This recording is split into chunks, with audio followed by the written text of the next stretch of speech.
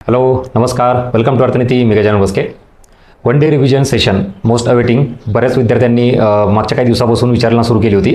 So finally आपण ते घेऊन येतोय.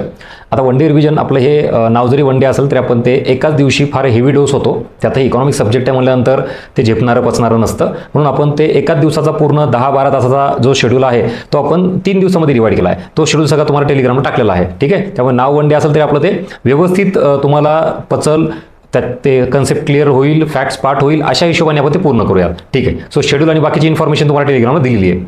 आता आपण बऱ्याच विद्यार्थ्यांनी सुरुवातीला तयारी केली, काही कमी जास्त झाला असेल, कुठले टॉपिक राहिले आहेत, कुठल्या कन्सेप्ट नीट समजल्या नाहीत, काय जे असेल ते असेल. म्हणजे सुरुवात जरी समजा थोडीफार अर्धी कच्ची झाली असेल, काय प्रॉब्लेम असेल, पण शेवट मात्र खराब होऊ द्यायचा नाही. शेवट हा आपण गोड करूयात. आणि हा आता शेवटचा टप्पा सगळा तुमचा जो आहे तो इफेक्टिव्हली खूप चांगल्या पद्धतीनं परफेक्शन आणण्यासाठी रिव्हिजन कसं करायचं यासाठीचा पूर्ण प्लॅन माझ्याकडे तयार आहे. इथे पुढच्या काही मिनिटांमध्ये मी तुम्हाला तो क्लिअर करतो. चलो लेट स्टार्ट.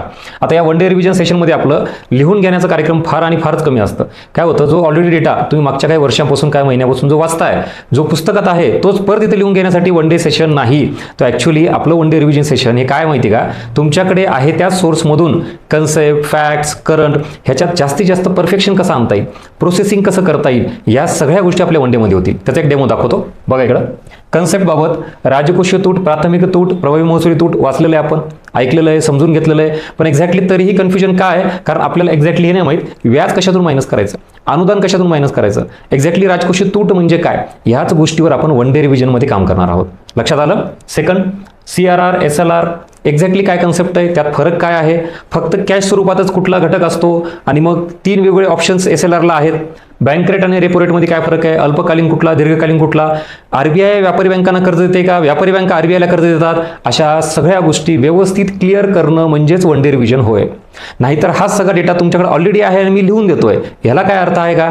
त्यातून काय होईल माहिती आहे का, तुमचं समाधान होईल फक्त. ॲक्च्युली परीक्षेचं रिफ्लेक्शन दिसणार नाही, पण इथं मात्र कम्प्लिटली अंडरस्टँडिंग विथ ॲप्लिकेशन आणि सोबत परफेक्शन हे आपण काम करू. नेक्स्ट, फॅक्ट्सवर पण बघा. FRBM ॲक्ट, MRTP, फेरा सगळ्यांना माहिती. मी तुम्हाला प्रश्न विचारला, तुम्हाला सांगा FRBM ॲक्टचं वर्ष विचारलं तर तुमच्यापैकी बऱ्याच जणांचा अभ्यास झालेला असेल, लगेच काय म्हणतात सर 2003, कोणी म्हणून 2004. अरे पण 3 की 4 याच्यावर आपल्याला काम करायचं आहे. आता तुम्हाला इथं क्लिअर काय पाहिजे की ज्या वेळेला आयोगाने संमत कधी झाला विचारलं तर वेगळं वर्ष 2003, आणि लागू कधी झाला तर 2004. ह्या गोष्टीच आपल्याला माहिती नसतात. वाचलेलं सगळं असतं. ते परफेक्शन करणं म्हणजे वन डे रिव्हिजन आहे. लिहून घेणं कार्यक्रम नको, जो ऑलरेडी आपल्याकडे घेतलेला आहे. सेम पंचवार्षिक योजनेबद्दल मुख्य भर सर्वाधिक खर्च. पहिल्या पंचवार्षिक योजनेचा मुख्य भर कृषीवर आहे, दुसऱ्या पंचवार्षिक योजनेचा उद्योगावर आहे, पण सर्वाधिक खर्च मात्र दुसऱ्या पंचवार्षिक योजनेचा उद्योगावर नाही, मग ते वाहतूक व दळणवळणावर आहे. अशा सगळ्या गोष्टी या वन डेमध्ये झाल्या तर मला सांगा परफेक्शन येणार नाही का? तुमचा वीक एरिया आपण स्ट्रॉंग करायचा प्रयत्न करू, स्ट्रॉंग एरिया हा अजून परफेक्शन येण्याचा प्रयत्न करू. This is all about one day revision session आणि हा सगळा कंटेंट. आणि ह्या सगळ्यासोबत अजून एक पॉईंट येतो, तो म्हणजे करंटचा. करंटमध्ये बऱ्याच गोष्टी अपडेटेड असणं गरजेचं आहे. जसं की फॉर एक्झाम्पल बेस इयर, GDPचं बेस इयर बदललं, तुम्हाला CPIचं बेस इयर बदललं आहे, WPIचं हे जर माहीत नसेल तर मला काय म्हणायचं आहे, कोर कन्सेप्टचा पार्ट क्लिअर झालेला आहे, फॅक्च्युअल डेटाही तुम्हाला पार्ट आहे, पण मग या कारणाने एक क्वेश्चन तुमचा जायला नको, जेणेकरून की त्याच्यामुळे रिझल्ट आपला जाईल, असं होता कामा नये. अपडेटेड सगळा डेटा तुम्हाला इथं मिळेल. त्याच्यानंतर 16वं वित्त आयोग, फायनान्स कमिशन, त्याच्यानंतर GST बाबतचे काही स्लॅब बदललेत, महत्त्वाचा फार मेजर चेंज आहे टॅक्सेशन बाबत. नेक्स्ट, प्रायोरिटी सेक्टर लेंडिंग, आपण तो एक एरिया कदाचित दुर्लक्ष ठेवत असतो.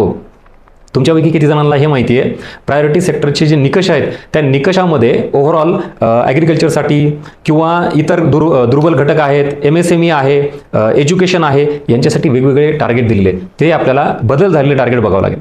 RRB साठी सुद्धा PSLचा नॉर्म्स किंवा पेमेंट बँक, स्मॉल बँक, त्याच्याबद्दलचे काही निकष आहेत. So this is all about current updated data. आणि या सगळ्यांचं कन्क्लुजन सांगायचं म्हणलं तर आपल्याकडे रीडिंग, नॉलेज, पुस्तक सगळं भरपूर आहे, असं तुम्ही जमा करून ठेवलेलं आहे, पण त्याचं ॲप्लिकेशन करता येत नाही, त्याचा वापर करता येत नाही. Yes or no? हे आत्ता जे सगळं सांगितलेलं कंटेंट आहे तुम्ही वाचला आहे, ओळखीचा आहे, सगळं आहे, पण तरीही मार्क काय येत नाहीत? बिकॉज ऑफ परफेक्शन नसणे. कन्फ्युजन खूप आहे, वाचन खूप केलं आहे, परत अजून तेच डबल करतो. एक्झॅक्टली चुका आपल्याला कळायला पाहिजेत, जेणेकरून येणाऱ्या परीक्षेत आउटपुट मिळेल. आणि हे इथं आपल्याला असे डॉट्स तुम्ही फार गोळा केलेले आहेत. आता एका वेल पॅटर्नमध्ये त्याला आपल्याला सेट करायचं आहे, ऑर्गनाईज करायचं आहे. जे स्कॅटर्ड स्वरूपात तुम्ही वाचलेलं ना, त्याला आपण स्ट्रक्चर्ड स्वरूपात आणायचा प्रयत्न करू. This is all about one day revision session. म्हणजे मागच्या विद्यार्थ्यांना तुम्ही विचारू शकता की त्यांना परीक्षेमध्ये किती आउटपुट मिळालं आहे, आणि तुम्हाला याच्यावरून लक्षात पण आलं असेल की कंटेंट हा जो सगळा आहे हा तर करंट अपडेट मिळेलच तुम्हाला, पण जो मेन कोर कन्सेप्ट आणि फॅक्ट्स आहेत दोन्हीवरही किती चांगल्या पद्धतीने काम करतो. ऑलरेडी तुमच्याकडे कंटेंट भरपूर आहे, तर तो मी परत तुम्हाला इथे लिहून देणार नाहीये, कारण तुम्हाला आपलं इकॉनॉमिक्स गाईड बुक किंवा तुम्ही जे वापरला असाल ते इतरही बुक चांगले आहेत, नो इश्यू. आपलं असं काही नाही की तुम्ही इकॉनॉमिक गाईडच वाचलं पाहिजेत, कुठूनही घ्या, मार्क घ्या. आणि मग आता त्या कंटेंटचा आपल्याला परीक्षेत कसा वापर करायचा, प्रश्न कसा येतो, हे जर आपल्याला व्यवस्थित या रिव्हिजनमधून कळालं तर तुम्ही बरोबर त्या दृष्टिकोनातून परीक्षेला तयार व्हाल आणि सामोरे जाल.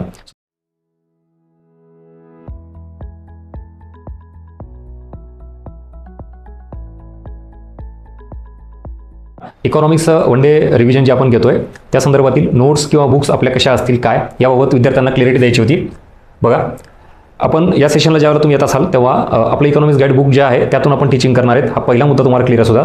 बरं, त्याच्या व्यतिरिक्त काही जणांकडे आता ते इतर कुठलं बुक असेल तरी चालेल, काही इश्यू नाही. तुम्ही कुठलाही तुमचा इकॉनॉमिक्सचा सोर्स असेल तुम्ही घेऊन आला तरी नो इश्यू. पण आता इथं नव्याने नोट्स किंवा अजून इन्फॉर्मेशन ही तुम्हाला पूर्णतः न देता आहे त्याच गोष्टी तुम्हाला व्यवस्थित परफेक्ट कशा करता येईल यासाठी आपला तो प्लॅन आहे.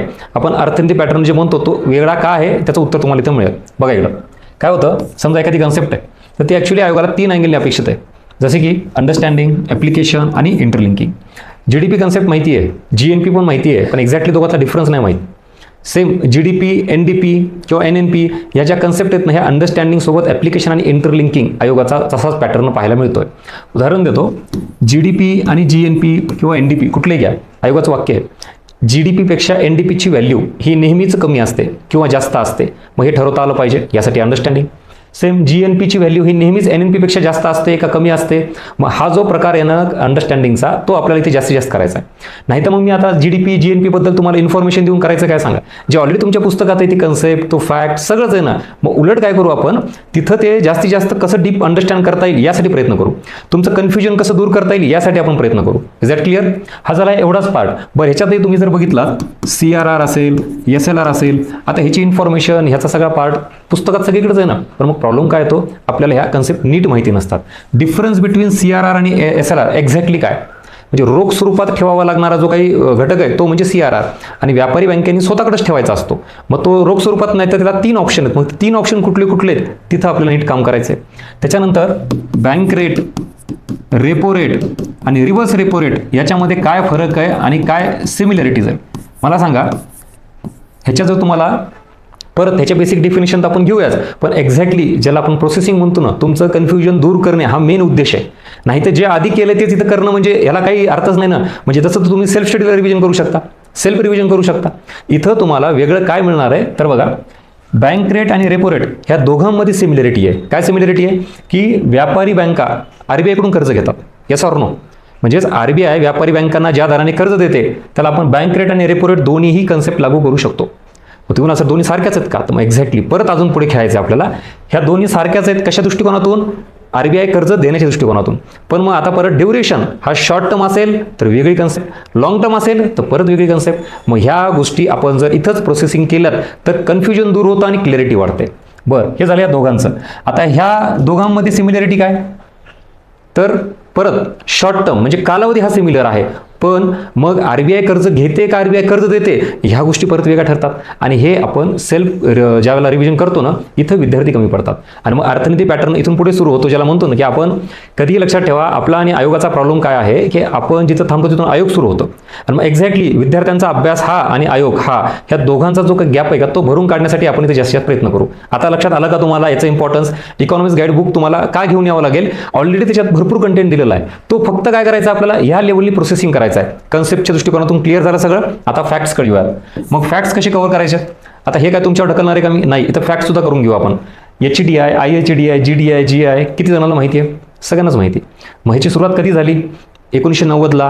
बरं, ह्याची कधी झाली आणि प्रत्येकाची. मग आता कन्फ्युजनमध्ये काय 1990 माहिती आहे, मग कुठलं 1995ला सुरू झाला, कुठलं 2010ला सुरू झालं. मग एक्झॅक्टली ते करायचं की 95ला कुठलं आणि 2010ला कुठलं आणि 1990ला कुठलं. त्याच्याही पलीकडे जाऊन निकष आयोग विचारतं, त्याचे डायमेन्शन्स म्हणा किंवा इंडिकेटर्स म्हणा. मग आरोग्य, शिक्षण, राहणीमान कशाचे निकष आहेत, त्यातही GI हा यांच्यापेक्षा वेगळा कसा ठरतो. मग GIचे एक्झॅक्टली निकष काय आहेत. बरं, माता मृत्यूदर किंवा बालमृत्यूदर किंवा अर्भक मृत्यूदर, म्हणजे मृत्यूदर तर आहे पण कुठला आहे, परत तुम्ही MDG HDGकडे गेलात तर तिथं पण बालमृत्यूदर का माता मृत्यूदर काहीतरी आहे बघा. मग हे असं काहीतरी आहे ना की ह्याच्यात काय आणि त्याच्यात काय हे आपल्याला जास्तीत जास्त प्रोसेस करायचं आहे. ऑलरेडी डेटा हा इकॉनॉमिक्स गाईडमध्ये तुम्हाला पूर्णतः दिलेला आहे, आपल्याला फक्त लिंकेज जास्त लावायचे. अजून उदाहरण देतो. आता HDIची सुरुवात म्हणजेच याला आपण HDIलाच काय म्हणतो, मानव विकासासंबंधित हा निर्देशांक आहे. म्हणजे मानव विकास ही मेन बेसिक थीम आहे. ह्याचा संबंध पंचवार्षिक योजनेसोबत लावायचा का आता? ह्याची सुरुवात कधी झाली? 1990ला. Yes or no? HDIची राईट. HDR याला आपण ह्युमन डेव्हलपमेंट रिपोर्ट म्हणतो, त्याच्यामध्ये तो HDI येतो. बरं, मग आता भारताने तुम्ही पंचवार्षिक योजनेबाबत बघितलात तर कुठल्या पंचवार्षिक योजनेला ह्युमन रिसोर्स, मानव विकास, ह्युमन डेव्हलपमेंट याला फोकस केलेला आहे? 8वी पंचवार्षिक योजना, बरोबर ना. मानव विकासावर भर दिला ना 8व्या पंचवार्षिक योजनेमध्ये. मग त्या 8व्या पंचवार्षिक योजनेचा कालावधी, ही 8वी पंचवार्षिक योजना, हिचा कालावधी कधी आहे? 1992 ते 97. मग ह्याची सुरुवात कधी झाली? 90ला. इथं संबंध 92ला नियर अबाउट आला का? मग कन्फ्युजन दूर होईल का? आणि इंटरलिंकिंग झाली का? टॉपिक चाललाय मानव विकास, संबंध लावलाय पंचवार्षिक योजनेचा, मग पाठ करायला सोपं जाईल का नाही तुम्हाला सांगा. आता 8वी पंचवार्षिक योजना, मानव विकास 1992 आणि त्याचा संबंध 1990ला. का बरं? जागतिक स्तरावर UNDPनं मानव विकासासाठी इंडेक्स जाहीर केला 1990ला. भारत सरकारने आपल्या धोरणामध्ये मानव विकासाला जागा दिली 8व्या पंचवार्षिक योजनेमध्ये 1992ला. इथं असं जर आपण केलं तर अजून तुमचे एफर्ट्स कमी होतील आणि जागेवर या वन डे रिव्हिजन सेशनमध्येच तुमची क्लिअरिटी जास्तीत जास्त येऊन जाईल. ह्याला म्हणायचं परफेक्शन. एकदा अभ्यासात परफेक्शन आलं की परीक्षेमध्ये ॲक्युरसी वाढते, बरोबर. ॲक्युरसी वाढला की स्कोर वाढतो, स्कोर वाढला की रिझल्ट येतो. हे सगळं गणित आपल्याला या वन डेमध्ये ह्याच्या आधी बऱ्याच विद्यार्थ्यांनी प्रूव्ह करून दाखवले. आता आपण अजून इथं प्रूव्ह करू आणि नक्कीच दरवर्षीपेक्षा अजून काही त्याच्यात तुम्हाला जास्तीत जास्त कसं चांगलं देता येईल यासाठी मी प्रयत्न करतोय.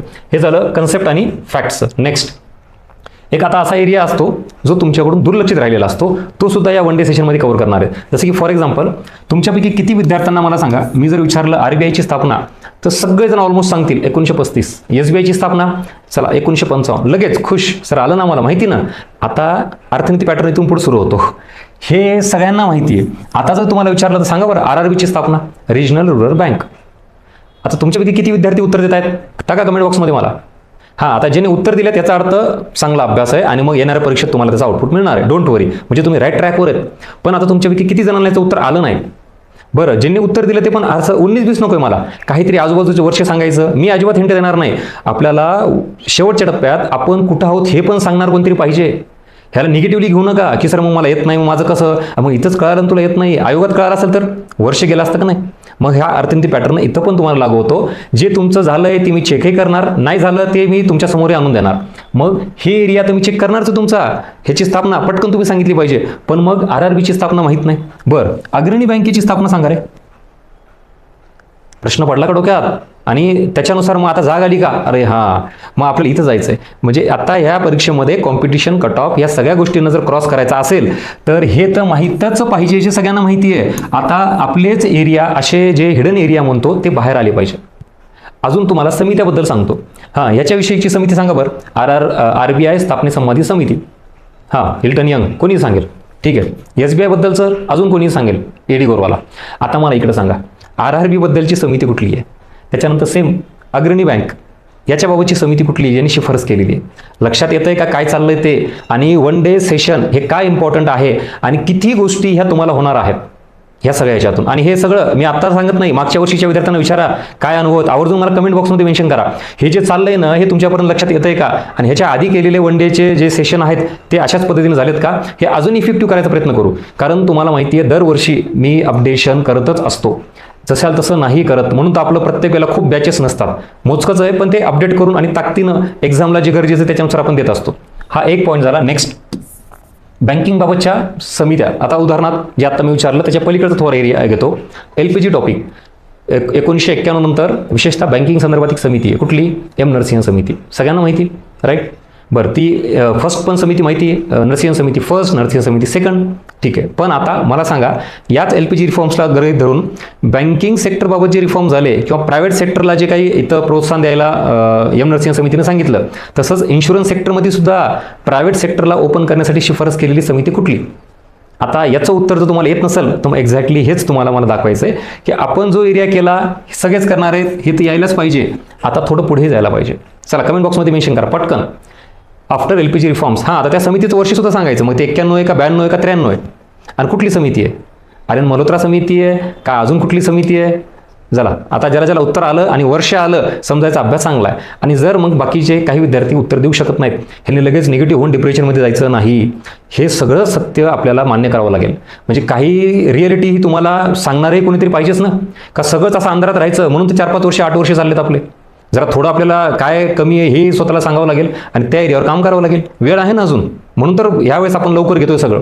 एरिया लक्षात आला का तुमच्या? म्हणजे काय आपलं झालंय हे परफेक्ट पाहिजे, पण आता एक पाऊल पुढेही गेलो पाहिजे आपण. कारण इकडे प्रश्न विचारला तर नाही सर मग मी केलं नव्हतं मग राहिलं. मग विचार करा, आपण आयुष्यपणाला लावतोय. इतके वर्ष झालं, आधीचे काही फेलियर्स आहेत, घरचं प्रेशर आहे, फॅमिली, आई वडील वाट बघतायत, माझा मुलगा माझी मुलगी बाबा ह्या वर्षी अधिकारी होणार आहे. आणि आपण काय करतोय, ह्याच एरियावर वारंवार फिरतोय जो ऑलरेडी आधी केलेला आहे. जरा एक पाऊल पुढे चला, आहे त्यापेक्षा थोडं पुढे चला. जसं की आता अजून उदाहरण देतो, बँकांचं राष्ट्रीयकरण. खूप वेळा आयोगाने प्रश्न विचारला, सगळ्यांना माहिती. मग कधी झालं? 1969. दुसरं 1980. बरं किती? पहिल्यांदा 14, नंतर 6. बरं ठेवी 50 कोटी, 200 कोटी सगळं झालंय. तुमच्यापैकी आता किती जण मला सांगा या बँकांबाबत त्याची नावं किती जण सांगू शकतील? सांगा. बरं 14 बँकांची नाही, 6 बँकांची नावं सांगू शकता का? पटकन कमेंट बॉक्समध्ये मला 6 बँकांची नावं टाकणारे विद्यार्थी पाहिजे. 1980ला ज्या बँकांचं राष्ट्रीयकरण झालं त्यांची नावं, दॅट्स इट. मग नाही सर मग ते करायचे असतात का? बरं 14 नाही तर किमान 6 तरी करणं. काहीतरी आधीच्या तुलनेत पुढे गेलो पाहिजे का नाही मला सांगा. का दरवर्षी मला जे 5-6 वर्षापूर्वी माहिती आज तेवढंच माहिती आहे, मग काय इम्प्रूव्हमेंट केली आहे? काय कट ऑफच्या आपण पुढे जाण्याचा प्रयत्न करतोय सगळे विद्यार्थी? बरं तुम्ही नाही केलं दुसरं कोणीतरी करणार आहे. बरं आपल्याला दुसरा पर्याय पण नाही ना. इतक्या वर्षाचा स्ट्रगल मी आता तेच सांगत होतो. घरचे फॅमिली वाट बघतायत, प्रेशर आहे, एज फॅक्टर आहे, मुलींबाबत लग्नांचं वय, सगळंच खूप टेन्शन आहे, फायनान्शियली बरेच प्रॉब्लेम्स आहेत. मग हे सगळं विचारात घेता आपण घाई गडबड गोंधळ करून निगेटिव्हमध्ये जाऊन डिप्रेशनमध्ये जायचं का? त्याच्याऐवजी काहीतरी मार्ग शोधा जो तुम्हाला मी दाखवतोय. आणि एक्झॅक्टली याच्यातून आता लक्षात येतं की काय चुकत होतं. म्हणजे इकॉनॉमिक्समध्ये का मार्क येत नव्हते आणि मग इकॉनॉमिक्समध्ये कमी मार्क आले की जरा स्पर्धेतून बाहेर पडायचो आपण. आणि हा अवघड विषय आहे म्हणल्यानंतर याला हातच लावत नव्हतो आपण. पण आता जर डायरेक्शन दिली आणि हे करून घेतलं तर प्रॉब्लेम आहे का? आणि याच सगळ्या गोष्टी तुम्हाला इथं मला द्यायच्यात. आणि असा सगळा प्रकार हा आपला कशा बाजूने होणार आहे तर टीचिंग प्लस लर्निंग. म्हणजे मी तुम्हाला इन्व्हॉल्व करून घेणार आहे. फक्त वन साईड नसणार आहे, मी एकटाच येऊन बडबड करून निघून जाणार. मागचं वन डे बघा, यूट्यूबला थोडं टाकलेले तुम्हाला त्याचे शॉर्ट्स वगैरे, किती लेवलला मुलं इन्व्हॉल्व होत आहेत आणि उत्तरं सांगतायत. म्हणजे असं काय असणार आहे, आपलं 2 वे असणार आहे. तर तुम्ही केलेला अभ्यास हा कितपत झाला हे लक्षात येईल ना. नाही तर काय होतं, डायरेक्ट आयोगात कळतं अरे माझं हे राहिलं ते राहिलंय, मग ते इथं कळू देत. ठीक आहे. नेक्स्ट PYQचा बेस असेल, कम्प्लिटली PYQ बेस आणि स्टुडंटचा माइंडसेट. म्हणजे प्रत्येक जण PYQचा आधार घेतात, पण मी ते घेतलाय त्यासोबत विद्यार्थी म्हणून तुम्ही कुठं चुकतात आणि तुम्ही कुठं कमी पडतात ह्या गोष्टीवर मी काम केलेलं आहे आणि ते तुम्हाला तिथं दिसून येईल. Next perfection and accuracy. आत्ता सांगितलं. आता इथून पुढे बऱ्याच जणांचा काय प्रॉब्लेम झाला आहे, सोर्स बदलणं, अजून इन्फॉर्मेशन घेणं. माझं म्हणणं आहे आत्ता वेळ अशी आहे, बऱ्याच जणांचा जो विद्यार्थ्यांचा रिझल्ट जातोय ना तो अभ्यास कमी असल्यामुळे, इन्फॉर्मेशन कमी असल्यामुळे नाही, जे माहिती आहे ते इनपरफेक्ट आहे. Yes or no? तुमचे किती प्रश्न मला सांगा पेपर झाले असं तुम्हाला जाणवतंय की सर किमान इकोमध्ये 1 प्रश्न, हिस्ट्रीत 1, जिओग्राफीत 1 असं जर धरलं तर मिनिमम 7 प्रश्न तुमचे असे असतात का? तुम्ही प्रीच्या बाहेर आल्या प्रिलिमच्या, सर हे प्रश्न यायला पाहिजे होते, माझे 7 प्रश्न चुकले जे की यायला पाहिजे होते. मग एक्झॅक्टली काय झालं प्रॉब्लेम? तुम्ही नवीन काहीतरी व्हॅल्यू ॲडिशन, अजून रेफरन्स बुक असा एरिया करता की जे सर नाही मी केल्यावर मला समाधान मिळेल. काही गरज नाही, आपल्याला मार्क मिळाले पाहिजेत. म्हणजे रिझल्ट जाण्याचं कारण तुम्हाला जे आउट ऑफ बॉक्स प्रश्न असतात ना त्याच्यामुळे रिझल्ट जात नाही. जे तुमच्याच ओळखीचे नोन एरिया आहे, तुम्ही ज्या पुस्तकातून अभ्यास केला आहे त्यातूनच तुमचा डेटा विचारला आहे आणि ते प्रश्न तुमचे चुकले. Yes or no? हे सोल्युशन तुम्हाला पटलं का? तर मग आता आपल्याला काय करायचं आहे, out of source, out of box ते एरियावर काम नाही करायचं आहे तेच. जसं मी नेहमी म्हणतो बघा, 15 पैकी 10 ते 12ची रेंज एवढे क्वेश्चन हे शुअर तुमची यायला पाहिजे. आणि 2 ते 3 क्वेश्चन आहेत ना हे आउट ऑफ सोर्स आहेत, ह्याला जाऊ द्या बाजूला. आपला प्रॉब्लेम इथंच आहे. म्हणजे ह्याचं तर उत्तर येतच नाही, हे सर चुकलेच म्हणा, येतं बी 3-4 चुकायचे, मग कसा रिझल्ट येईल? मग आपल्याला आत्ता काय सांगतो, शेवटच्या टप्प्यामध्ये जास्तीत जास्त याच्यावर फोकस करा, परफेक्शन आणि ॲक्युरसी वाढवा, डेफिनेटली तुम्हाला रिझल्ट येतो. आणि ही जी तुमची सतत अपयशाची जी सायकल आहे ना, प्री मेन्स फेल झालो, पुढची परत प्री फेल, किंवा प्री पास झालो पुढची परत मेन्स फेल, हे जे अपयशाचं चक्र आहे ना हे जर ब्रेक करायचं असेल तर मी आत्ता जो काही तुम्हाला एरिया सांगितला आहे त्याच्यावर आपल्याला काम करावं लागेल. आणि हेच 1 डे रिव्हिजन सेशन आपलं असणार आहे. आणि इथं हे सगळी जी भीती नाही ही तुमची जाईल, फक्त तुम्ही त्याला पॉझिटिव्हली बघितलं पाहिजे. ठीक आहे. सो भरपूर हा डोस झाला. आता ॲक्च्युली कळालं का की 1 डे सेशन आपलं कसं असणार आहे आणि याच्यामध्ये या सगळ्या गोष्टी इथं जे तुम्हाला सांगितलेलं ते हे अशा पद्धतीनं. आणि इकॉनॉमिक्स गाईड बुकच मोर दॅन इनफ. म्हणजे तुम्हाला अजून खूप काय देणार तर मी करंट अपडेशन देणार नक्कीच. म्हणजे जसं की तुम्हाला सांगितलं PSL नॉर्म्स बदलले, RRB बद्दल काही करंट अपडेट आहे, त्याच्यानंतर वित्त आयोगाबद्दल मेजर करंट अपडेट आहे, 16वा वित्त आयोग असेल, GST बद्दलचे स्लॅबच चेंज झालेले आहेत. हे करंट अपडेट तुम्हाला मिळेल, पण बाकी जो एरिया आहे तो ऑलरेडी तोच आहे, त्याच्यात आपल्याला फक्त परफेक्शन आणि प्रोसेसिंग करायची आहे. This is all about Arthaniti's one day revision session, आणि हा आपला अर्थनीती पॅटर्न आहे. बाकी आता तुम्ही तुमच्या पद्धतीने निर्णय घ्या, जॉईन करायचं नाही करायचं आहे, पण डेफिनेटली याच्यावर आपण नक्की मेहनत घेऊ आणि येणाऱ्या परीक्षेमध्ये त्याचा आउटपुट मिळू. मी तयार आहे, तुम्ही तयार व्हा. लवकरात लवकर ऑफलाईन सेशनचे जे ॲडमिशन आहेत ते लवकर करून घ्या, जेणेकरून आपल्याला व्यवस्थित ते सगळं वेळेवर पार पाडता येईल. सो भेटूया वन डे सेशनमध्ये. Thank you so much.